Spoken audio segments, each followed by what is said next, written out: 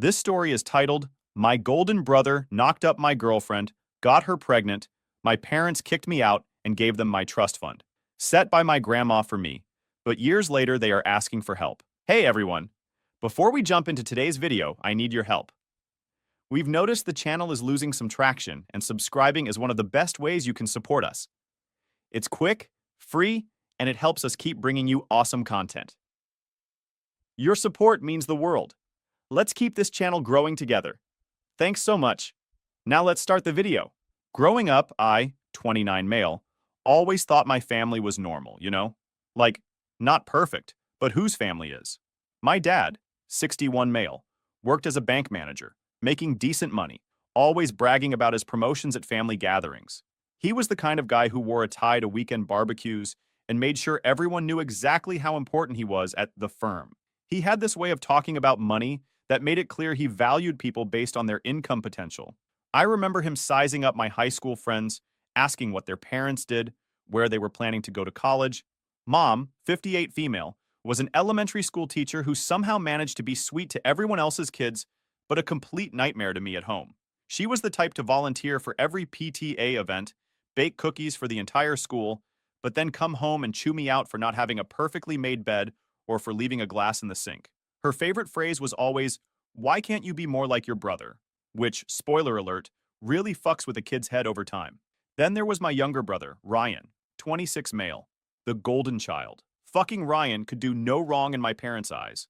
He sucked at sports, but they went to every game, cheering like he was the star player. When he struck out in baseball, it was bad pitching. When he fumbled in football, it was the coach's fault for not utilizing his talents properly. He got C's in school and they'd praise him for trying his best and having such diverse interests beyond academics. Meanwhile, I was busting my ass getting straight A's, and they'd ask why I didn't get the extra credit or join more clubs to round out my college applications. I was never the favorite, but I didn't realize how bad it was until the day I got accepted into a pretty competitive university with a partial scholarship. Ryan had just failed 2 classes and was on academic probation at his high school. During what should have been a celebration dinner for my college acceptance, my parents spent the entire time consoling Ryan about how the education system doesn't recognize different types of intelligence and promised to hire him a tutor. My acceptance letter sat on the fridge for exactly 2 days before it mysteriously disappeared. Ryan's participation certificate for junior varsity baseball stayed up for 3 years. I joined the military right after high school, not because I was particularly patriotic, but because I needed to get the hell away from my family's bullshit. I couldn't take another day of being the ghost in that house, the one whose achievements were acknowledged with a nod while Ryan's mediocrity was celebrated with parties. Plus, college was expensive, and despite my dad's bank job, they made it clear that their financial support would be distributed according to need, which somehow always meant Ryan needed more. Did 4 years as a combat medic, deployed twice to Afghanistan.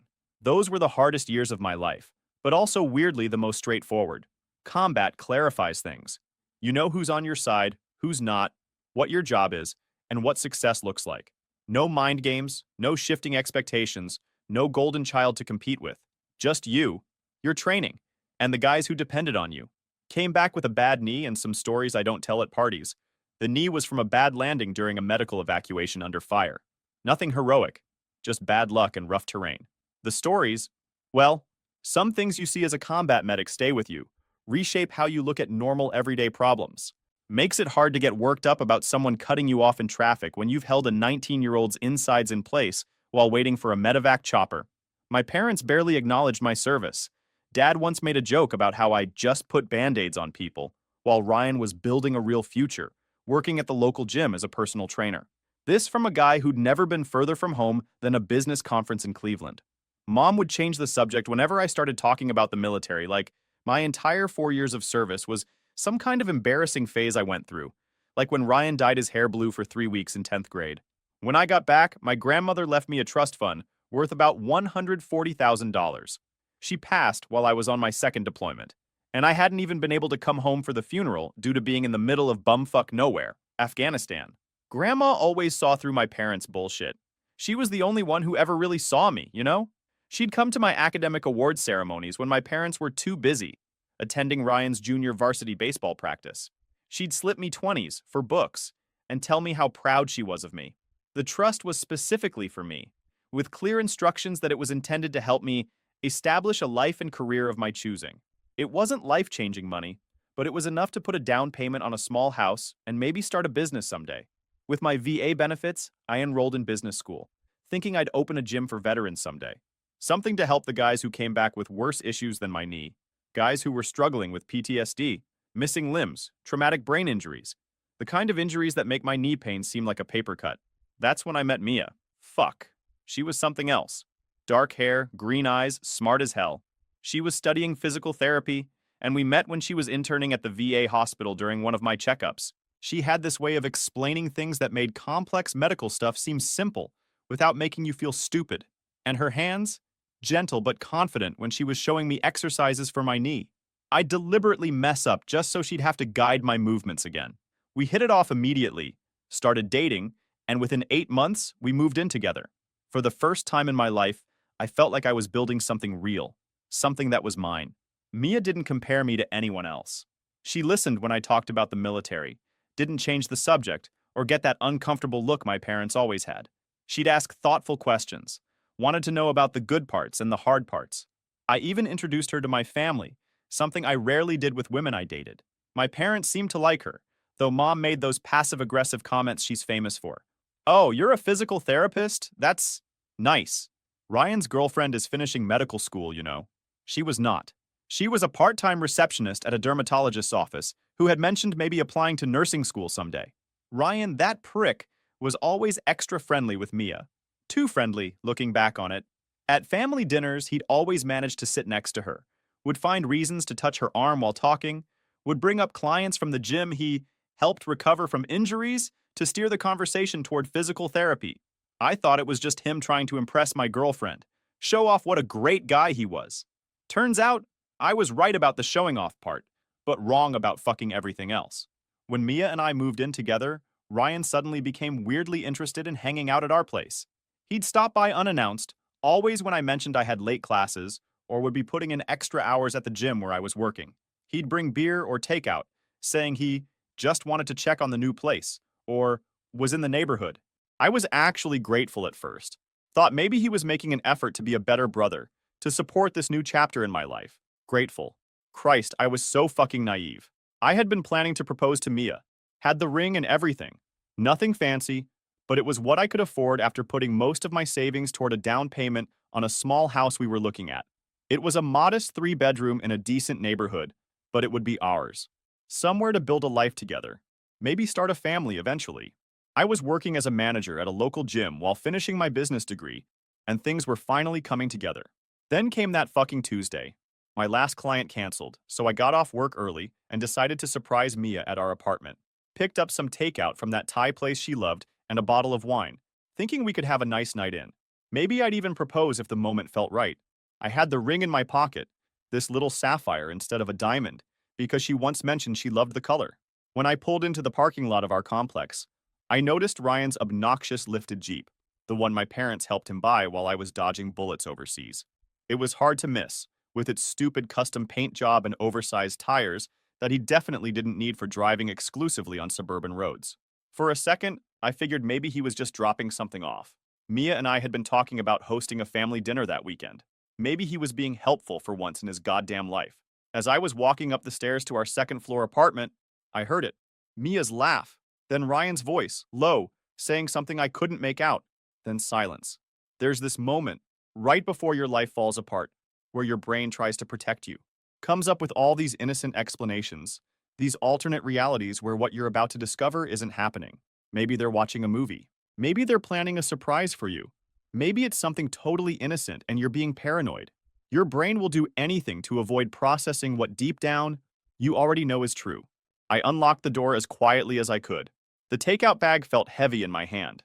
I remember thinking how stupid that detail was, focusing on the weight of some fucking pad thai while my world was about to implode. I walked in and caught them on our couch. The couch I had saved up for 3 months to buy.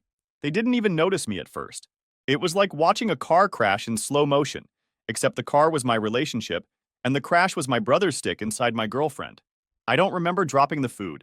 I don't remember the exact words I shouted, but I do remember Ryan's face. Not even shocked, just annoyed at being interrupted. And Mia, scrambling to cover herself, tears already starting. Not tears of shame, I realized later, but tears of getting caught. How long? Was all I could manage to ask. Bro, calm down, Ryan said, like I'd walked in on him eating my leftovers from the fridge, not fucking the woman I loved. He actually had the audacity to sound irritated, like I was overreacting to catching them. 8 months, Mia whispered. 8 fucking months. Almost our entire relationship. While I was planning a future, buying furniture, looking at houses, picking out a goddamn engagement ring, they were laughing behind my back. Every time Ryan happened to stop by when I wasn't home. Every time Mia's phone dinged with a text and she smiled to herself. Every time she was too tired or not in the mood. It all suddenly made horrible, perfect sense. I lost it. Grabbed Ryan by his throat and threw him against the wall. He might have been the athletic one in my parents' eyes, but 4 years of military training and hauling wounded soldiers through mountains made me stronger than he'd ever be. I could have killed him right there, and part of me wanted to. Wanted to feel his windpipe collapse under my fingers, wanted to watch the smug drain from his face along with the oxygen. So instead, I just told them both to get the fuck out. Now, not tomorrow, not in an hour. Now Mia tried to explain, crying about how it just happened and how confused she was. She said she loved me but had developed feelings for Ryan. Said she didn't know how to tell me. Didn't want to hurt me. The absolute fucking irony of it. Ryan didn't say shit, just collected his clothes and left. No apology, no explanation, nothing. Just zipped up his pants and walked out like this was a minor inconvenience in his day. The last thing he said was, "I'll call you later," to her, not to me. Like they had plans to discuss this. Strategies to manage the fallout of getting caught. Probably they did. I spent that night destroying everything in the apartment that reminded me of either of them. The neighbor had called the cops because of the noise. 2 officers showed up, took one look at the state of the place and my bleeding hands, and asked if I was a veteran. When I said yes, one of them, an older guy who mentioned he'd done a tour in Iraq, just nodded.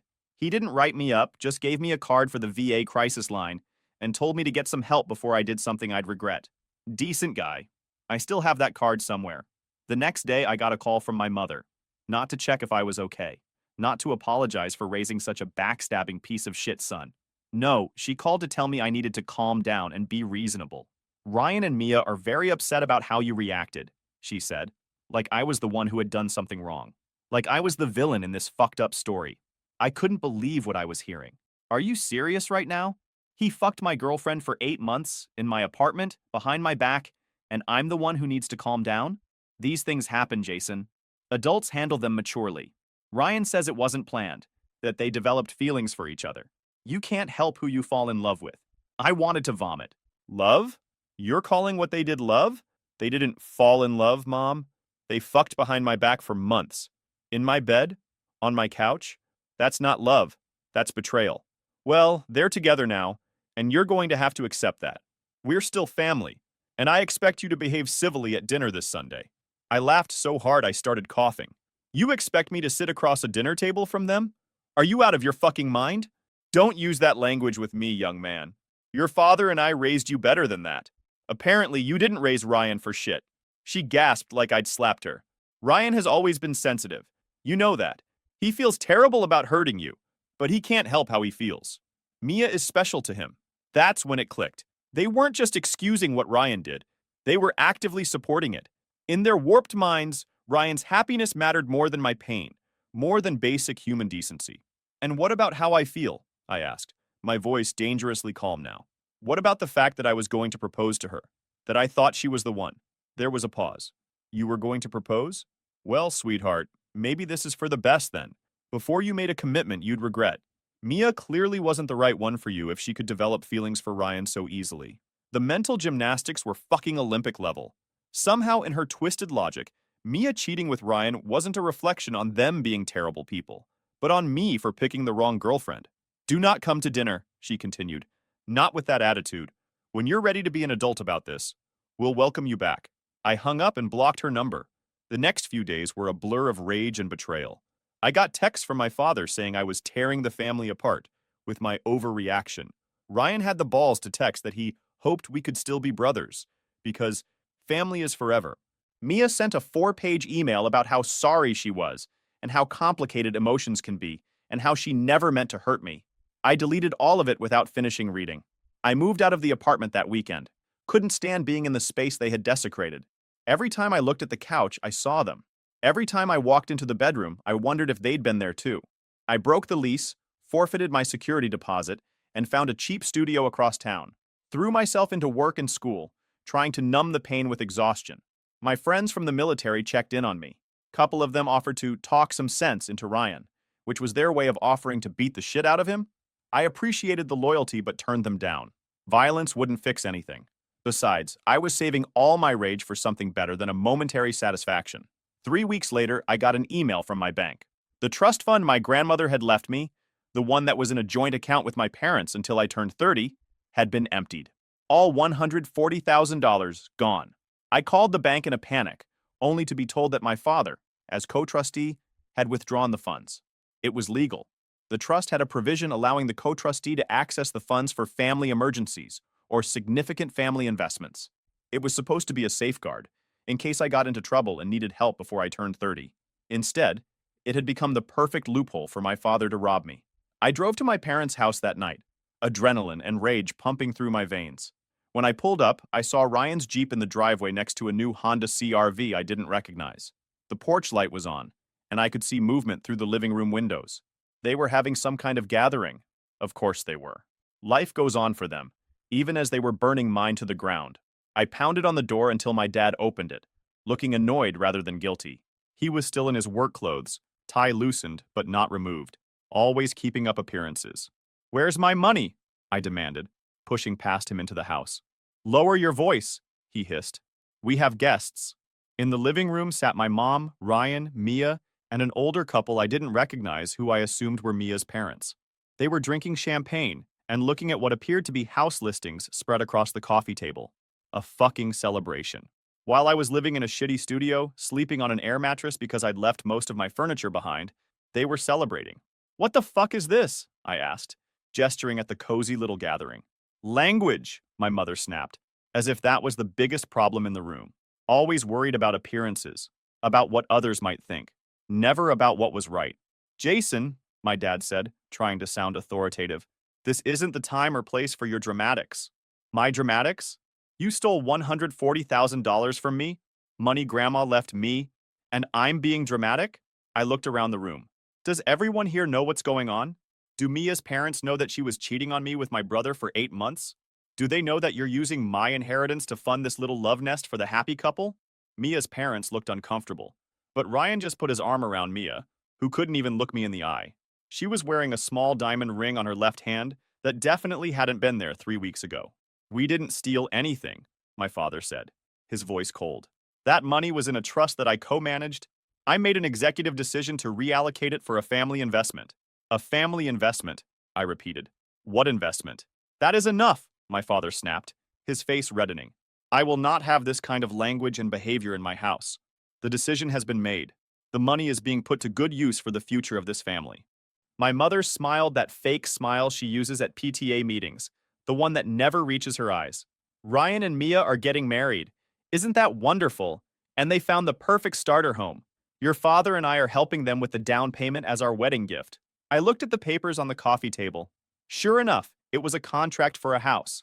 A fucking $400,000 house in the nice part of town.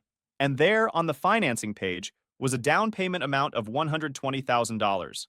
They had taken my trust fund to buy my cheating brother and ex-girlfriend a house. Not just any house, but a house nicer than I would have been able to afford for myself. A house that should have been my future, my new start. "You've got to be kidding me," I said, my voice deadly calm despite the hurricane raging inside me. That dangerous calm was back, the one that comes when you're so angry that your emotions loop all the way back around to a cold, calculating rage. Ryan finally spoke up. "Look, Jace, I know this is awkward, but..." "Awkward? Awkward? You fuck my girlfriend, steal my inheritance, and you think this is awkward?" I looked at Mia.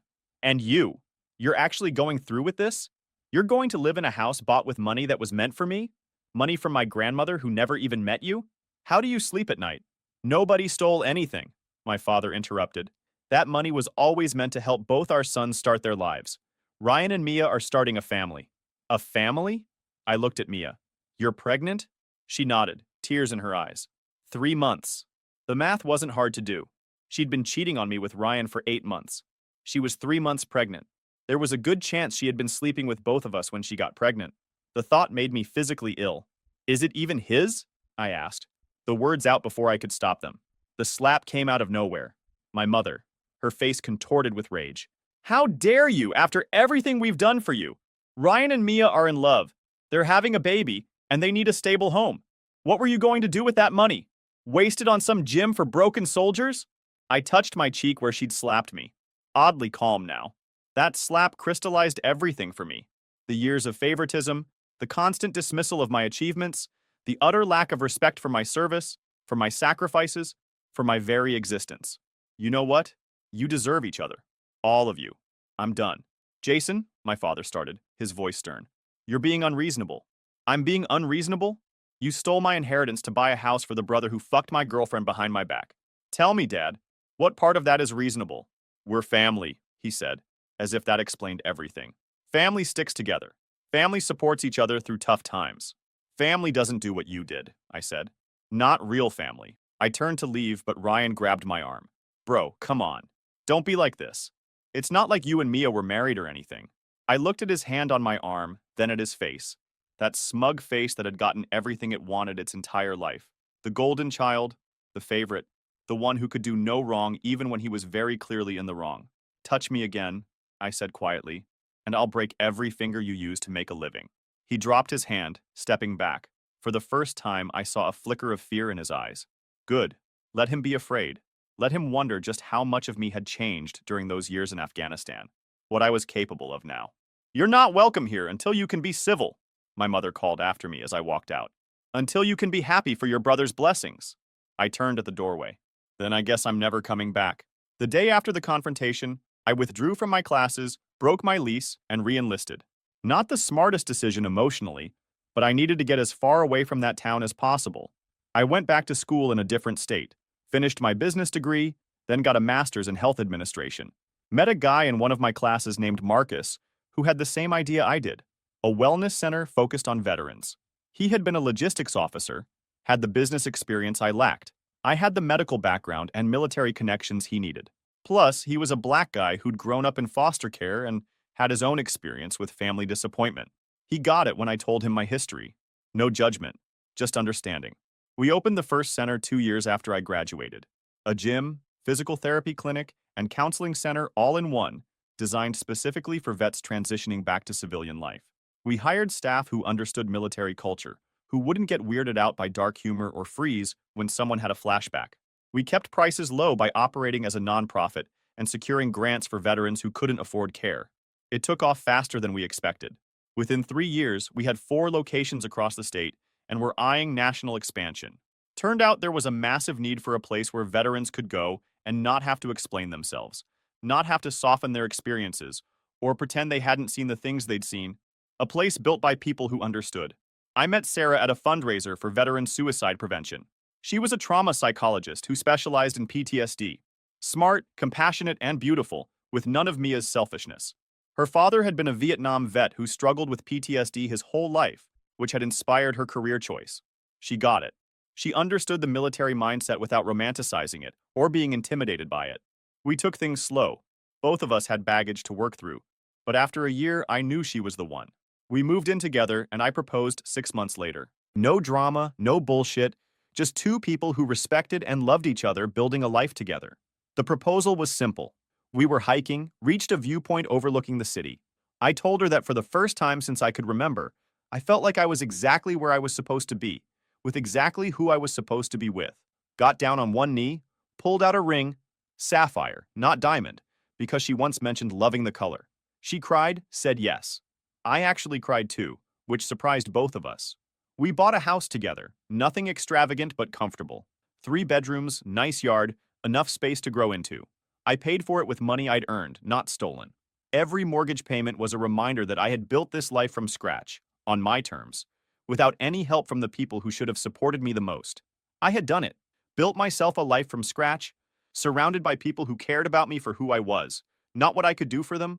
I had purpose, success, love, everything my family had tried to take from me.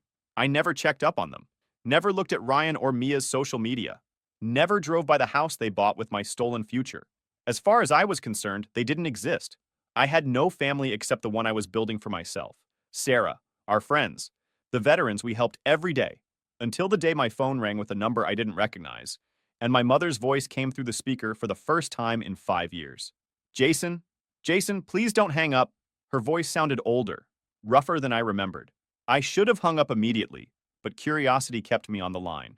That, and a certain satisfaction in knowing she was the one reaching out, not the other way around. What do you want? I asked, keeping my voice neutral. It's, it's so good to hear your voice. We've missed you so much. Cut the bullshit, Mom. What do you want? She sighed, dropping the fake warmth. We need your help. The family is in trouble. I don't have a family, I replied coldly. Please just listen. Things have been difficult. Your father lost his job 3 years ago. The bank downsized, and at his age, he couldn't find another position. We've been living on his pension, but it's not enough. Sounds like a personal problem. Jason, please. Ryan and Mia. They're struggling too. The house. She stopped herself, probably realizing mentioning the house they bought with my money wasn't the best strategy.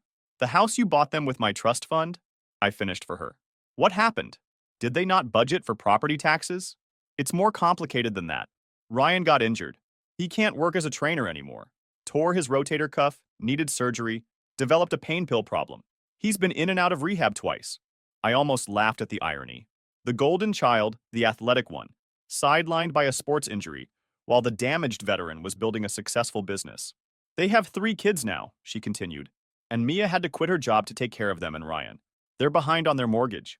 And this concerns me, how exactly? I asked, still typing an email. Your father and I have been helping them as much as we can, but we're stretched thin too. The medical bills, the rehab costs, it's been a nightmare. And now the bank is threatening foreclosure on their house? I laughed. I couldn't help it. Let me get this straight. You want me to help the people who betrayed me, stole from me, and kicked me out of the family? Why would I do that? Because we're blood, she said, as if that meant anything after what they'd done. Because despite everything, we're still your family. Family, I repeated. You know, I've learned a lot about family in the last 5 years. Real family has your back. Real family respects you. Real family doesn't steal your inheritance to give to the brother who fucked your girlfriend. We made mistakes, she admitted. Her voice cracked, and for a second, I almost felt something. A tiny flicker of the son who had once desperately wanted his mother's approval. I squashed it immediately. Terrible mistakes. But we're desperate, Jason. We could lose everything. Like I lost everything? The girlfriend? The trust fund? The family support? That kind of lose everything? She started crying then, big, dramatic sobs that might have moved me once upon a time. The bank is foreclosing on their house. They're moving in with us, but we can barely pay our own bills. Your father's health isn't good. He had a minor heart attack last year, and our insurance doesn't cover all his medications. We're drowning. And what exactly do you expect me to do about it? We've seen the articles about your business, she said. The wellness centers for veterans. You're successful now. We're so proud of what you've accomplished. Don't, I cut her off. Don't pretend you had anything to do with my success. You actively tried to prevent it.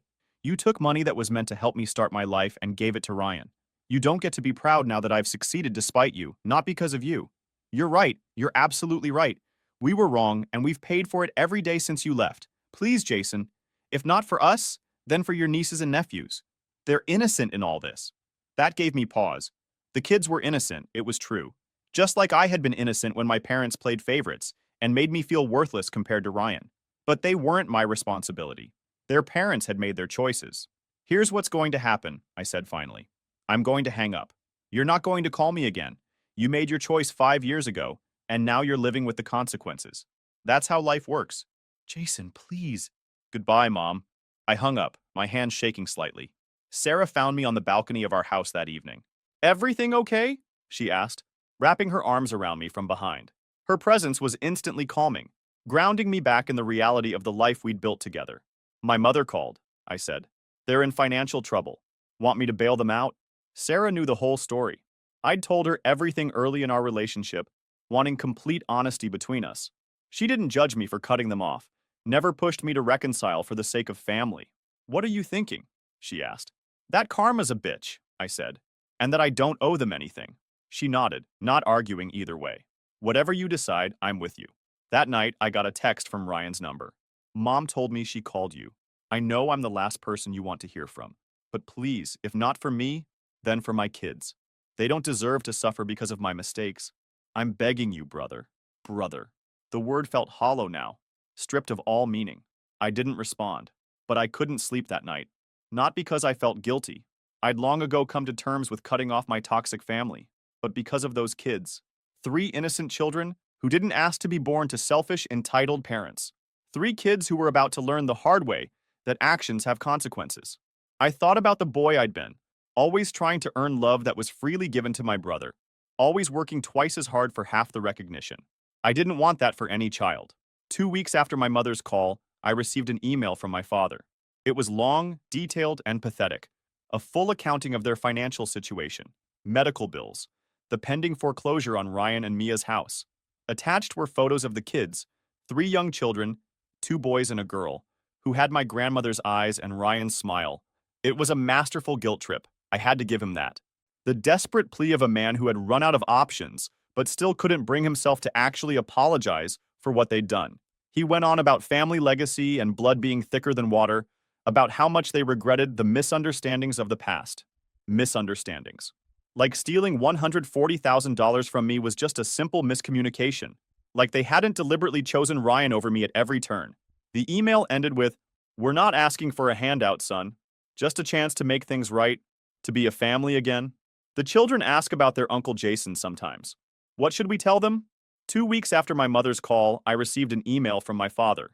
It was long, detailed, and pathetic. A full accounting of their financial situation, medical bills, the pending foreclosure on Ryan and Mia's house. Attached were photos of the kids, 3 young children who had my grandmother's eyes and Ryan's smile. It was a masterful guilt trip. I had to give him that. The desperate plea of a man who had run out of options, but still couldn't bring himself to actually apologize for what they'd done. He went on about family legacy and blood being thicker than water, about how much they regretted the misunderstandings of the past. Misunderstandings. Like stealing $140,000 from me was just a simple miscommunication. The email ended with, "We're not asking for a handout, son. Just a chance to make things right, to be a family again." The children ask about their Uncle Jason sometimes. What should we tell them? I read it once, then deleted it without responding. The next day, I got a text from Ryan. "Mom told me she called you. I know I'm the last person you want to hear from, but please, if not for me, then for my kids. They don't deserve to suffer because of my mistakes. I'm begging you, brother." Deleted. Then Mia tried. A long, tearful voicemail about how sorry she was, how she'd made the biggest mistake of her life, how the kids were innocent and needed help. Deleted. My mother called 17 times over the next week. My father sent 3 more emails. I blocked them all. "Are you sure about this?" Sarah asked one night as we sat on our deck, watching the sunset. "I'll support whatever you decide, but I want to make sure you're at peace with it." I thought about it for a moment. You know what I realized? They're not reaching out because they regret what they did. They're reaching out because they need something from me. If they were doing fine financially, I'd still be dead to them. And the kids? Not my responsibility, I said firmly. Harsh as it sounds, Ryan and Mia made their choices. Now they get to live with the consequences. 6 months later, I saw an article in my hometown's online newspaper. The house, my house, the one bought with my stolen trust fund, had been foreclosed on and sold at auction. My parents had filed for bankruptcy. Ryan and Mia had moved out of state to live with her parents. I felt nothing. No satisfaction, no regret, no guilt. Just a peaceful certainty that justice had finally been served. You know what the funny thing is? I told Sarah that night. They spent my entire life making me feel like I wasn't good enough, like I needed them more than they needed me. Now look how things turned out. She smiled and squeezed my hand. The best revenge really is living well. I nodded, and letting karma do the rest. Sometimes silence is the loudest response you can give. Sometimes walking away is the strongest thing you can do. I haven't heard from any of them in over a year now, and I don't expect to. Whatever happened to them after the foreclosure isn't my concern. I built my life without them, and they'll have to rebuild theirs without me. That's how my family learned that karma's not just a bitch. She's patient, she has a long memory, and sometimes she takes everything you thought you were entitled to. Update. Holy shit, this blew up overnight. Thanks for all the awards and comments. To the people asking if I'll ever truly forgive them, or check on the kids, probably not. Those aren't my kids. That's not my family. They made their choice 5 years ago, And I made mine when I didn't respond to their calls for help. Does that make me cold? Maybe. But I sleep just fine at night.